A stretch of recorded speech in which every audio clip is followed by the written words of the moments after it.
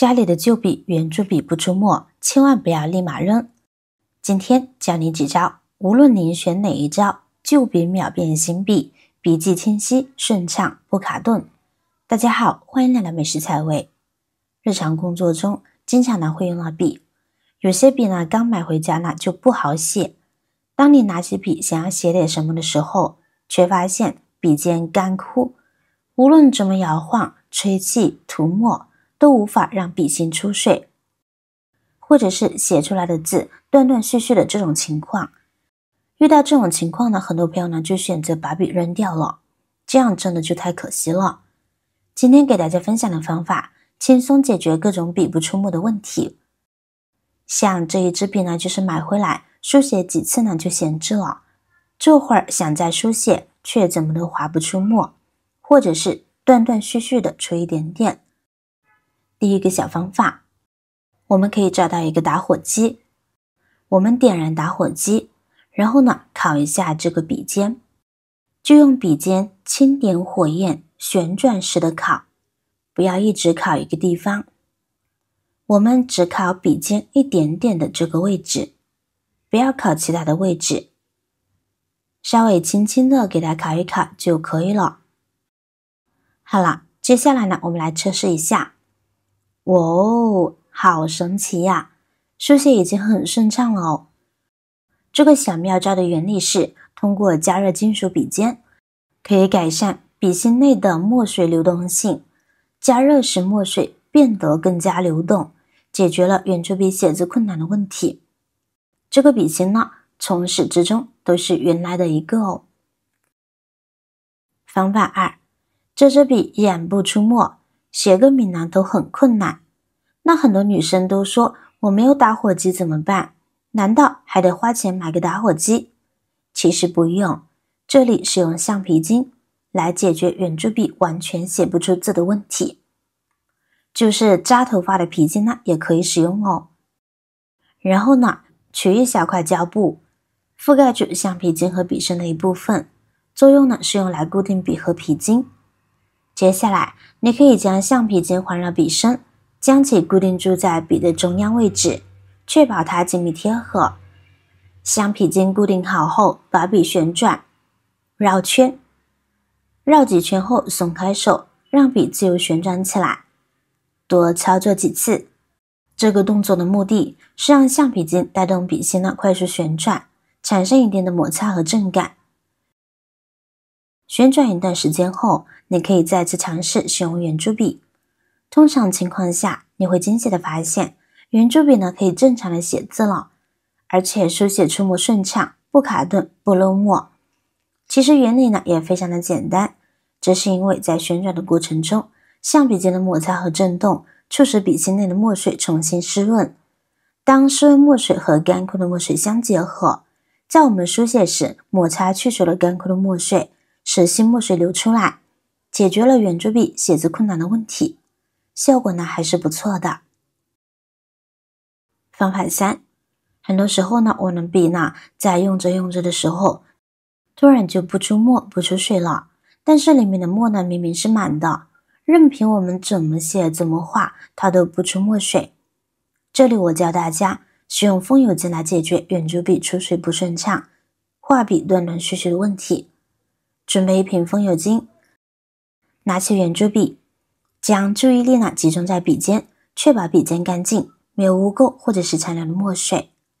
然后在笔尖上滴一滴风油精，只需要把笔尖呢放在风油精出口这里润一润呢就行。等待片刻，让风油精渗入笔尖，与墨水结合，等个1分半钟。这样风油精呢就会起到润滑和改善墨水流动性的作用。接下来我们尝试使用圆珠笔书写，你会发现圆珠笔书写的非常的顺畅了哦，笔画断断续续的问题得到了解决。这是因为风油精具有润滑和挥发的特性，它能够改善墨水的流动性，减少摩擦阻力，从而使圆珠笔的书写呢更加顺畅。方法4，当遇到笔不出墨的情况，千万不要一个劲的甩，或者怀疑没有墨水，因为明明它可以看见有很多的墨水。那这时我们就把笔芯拿出来，拿起圆珠笔将其拆开。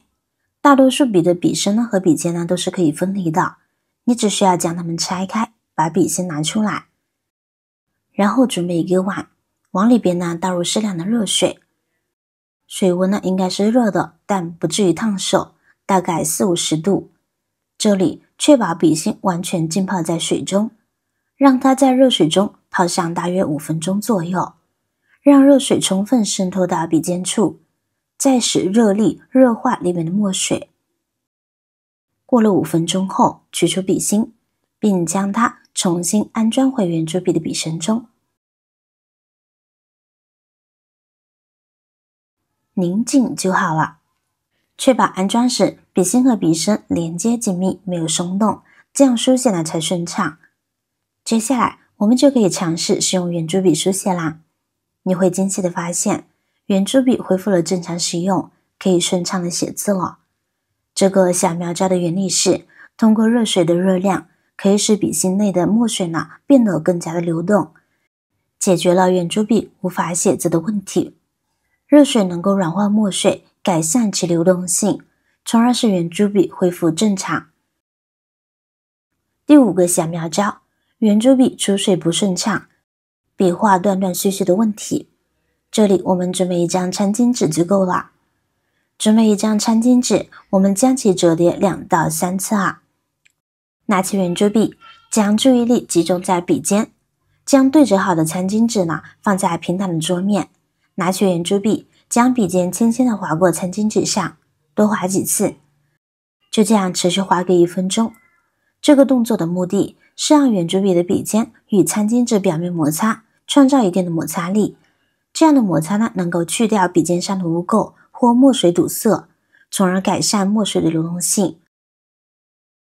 完成滑动后，我们再来尝试使用圆珠笔书写。